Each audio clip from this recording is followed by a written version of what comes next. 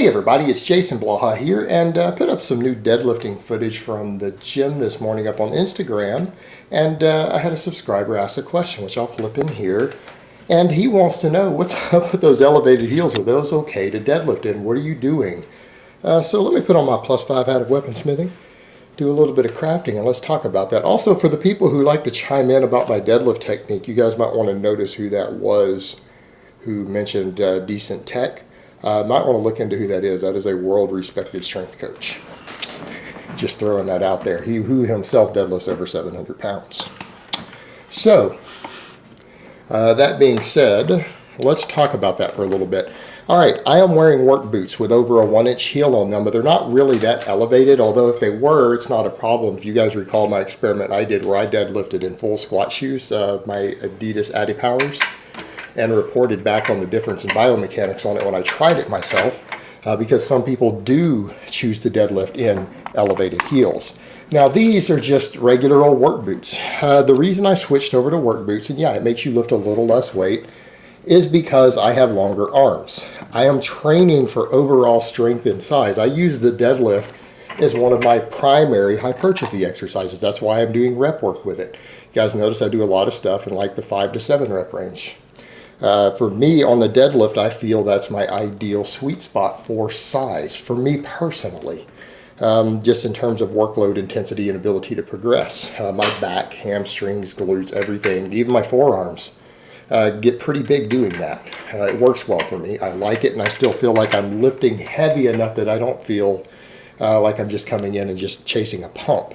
Because you can work at 80 to 85% sometimes in that rep range. So I like to do that. But the reason I am using the work boots is 1, to reinforce technique, and 2, to add another 1 to 1.5 inches to the range of motion to create a small deficit. Now you guys know when I'm trying to deadlift to impress people on camera or deadlift for competitions, things like that, what do I wear? Vibrams. When I'm doing a lot of regular training, you guys notice I tend to sometimes stand on plates, do deficits, and now I'm doing a lot of stuff with work boots. Number 1, it's because I have longer arms. I have fairly long arms. They're longer than average, particularly versus my leg length. I have fairly short legs, fairly long arms. That combination makes the deadlift a little bit easier for me. So in order to get a little more range of motion out of it, so that I'm moving the weight just a little bit further and get a little more growth and adaptation, I'm using them to create an 1 to 1.5 inch deficit because of my longer arms. Now that does some technique things for you. That reinforces tightness out of the hole, and it reinforces explosiveness out of the hole. And if you guys haven't tried this, go get up to where you take your old 3 rep or 5 rep max and train at a deficit like that. Like you can do it with work boots, you can do it with plates, you can do it with whatever you want. Create a small deficit, not a larger, not a 3-inch, not a 4-inch, a small deficit. And try it and build up until you can do comfortably and explosively your 3 or 5 rep max with the deficit that you used to do pulling from the floor with more minimalist shoes. And then switch back to your minimalist shoes and train for a week and watch how your maxes all go up. Why? Because you're stronger off the floor now. It helps you develop more speed strength on the deadlift. On the conventional deadlift, there is no such thing as a sticking point at the top. That's complete bullshit. Anytime people say, oh, I work the top to work on my sticking point. No, you work the top because you want to do heavy lifts, or you're trying to get more back development, or whatever it is that you're doing. A lot of guys choose to do block pulls.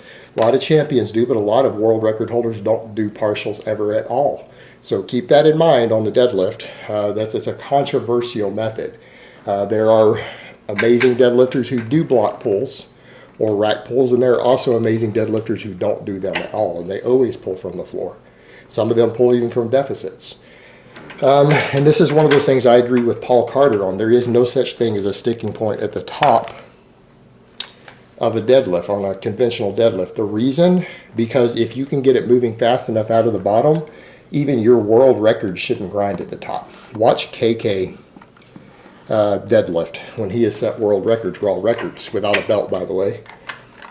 Do you guys see him grinding those records? Look how many world record deadlifts there are when you watch them hit them. How many of those guys grind them? Maybe a third, maybe a fourth. A lot of them, you look at them and it looks like a second attempt, but it's a damn world record. Why? because they get the bar moving fast out of the bottom. If you can accelerate a deadlift out of the hole in the first 2 inches of the movement fast enough, you will lock it out no matter what. I don't care what your conventional deadlift technique is. I don't care what your perceived weak points are. If you start the weight moving fast enough at the bottom, the top half of the movement is the easiest part. If you don't understand that or you want evidence of that, how many guys block pull 50 pounds or 100 pounds more than they pull from the floor? Once they start doing them, most of them do, right? Otherwise, why are they doing it? Because they're always like, oh, so I can overload the top of the heavier weight. Well, if you're able to pull 50 or 100 pounds more through the final half of the movement, doesn't that mean that it's easier? It is way easier than moving it off the floor. And you're doing that sometimes from a dead stop up above the knee.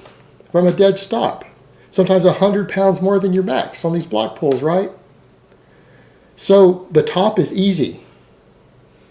The only reason you should ever miss the top of a deadlift is because you started out of the bottom so slow that you had to expend all your energy accelerating it up past the midway point. And you have nothing left in the tank. Because remember, these guys are pulling from a dead stop up that high. They're pulling 50 to 100 pounds more than their max all the time. Tons of guys do who do block pulls. So I would suggest to you that if you have a weakness on the deadlift or your deadlift needs to get stronger and you think the top is the sticking point, no. It's the fact that you don't accelerate it quick enough from the bottom. Deficit deadlifts will help you with that. They will help you get tighter and they will help you get more explosive in the first inch of the movement. On the deadlift, the first inch is everything. That's why touch and go sucks, not just because of the injury things, but you see guys who come in and they touch and go 8 reps with their 3 rep max. Why? Because they're skipping by bouncing off the floor. They're using the inertia and the bounce off the floor to move the weight the first couple inches. And they're not having to work from the bottom. The weight's already accelerating based on it bouncing off the rubber floor through the hardest part, therefore making the lift easier.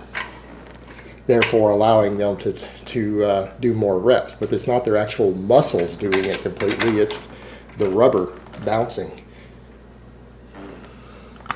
So deficit deadlifts are a fantastic tool for developing your maxes and your speed strength, but more importantly, they add an extra inch to the most difficult part of the range of motion. That's also the part to where oftentimes your glutes and your hamstrings have to work the hardest. So if you're trying to develop your posterior chain, adding that extra inch to inch and a half at the bottom of the deficit can help you tremendously. And I feel that it helps with overall development, not just with power and speed strength, but I think that it helps with overall muscle development and size, just like any other exercise. That's why I tell people the closed grip bench press is a superior size exercise to the wide grip bench press. Why? Because it increases the range of motion on the exercise. The same amount of weight, you have to move it further. That's why oftentimes you're slightly weaker on the closed grip than the wide. It's not because the chest works less. That's not true at all. It's because you're having to move the weight a couple inches further. Moving a weight further requires more muscle activation. It requires more force, more strength, more muscle fibers to move the same weight because you moved it further. The same thing here, and you're doing it through the most difficult part of the range of motion that requires what? The most muscle fibers to get the weight moving. Therefore, that extra inch adds more motor unit and more muscle fiber recruitment. What does more muscle fiber recruitment mean? More muscle growth. You get bigger faster. It's as simple as that. So, particularly for people like me with the longer arms, we have a shorter pull on the deadlift anyways. Adding that extra inch can make it a better size exercise again. So for people wondering, that is why I do it. That's what's going on. That's why I'm wearing the boots. So explaining all this again, and hopefully you guys understand what's going on with the boots now. I'm doing it to create a deficit. All right, guys, so that's really all I have to say on that today. I hope it's been informative, and I will talk to you guys next time.